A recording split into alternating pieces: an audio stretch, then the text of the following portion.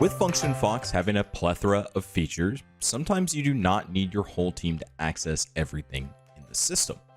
Using access levels allows you to decide how simple you want to make the software for your team. By default, there are 4 access levels in an account, which are admin, level 1, level 2, and level 3, with admin having all the features available to your account and level 3 having the least. As a word of caution, we generally recommend not changing the admin options. At the top, you have the access level dropdown, which is where the initial options can be selected. Clicking manage will allow you to edit, delete, or add new access levels. Clicking the arrow for each row will show the description and how many personnel fit in that category.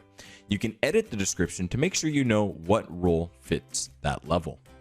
Now, generally access levels are assigned or changed from the personnel page, but if you need to change the level while on the access levels page, select the correct level, then use the assign personnel dropdown to assign or change members to that level.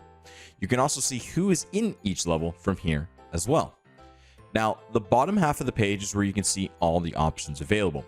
Each access level has its own column, and a checkbox means that level has access to that feature. Access levels provide a ton of flexibility in what you want your team to see for features.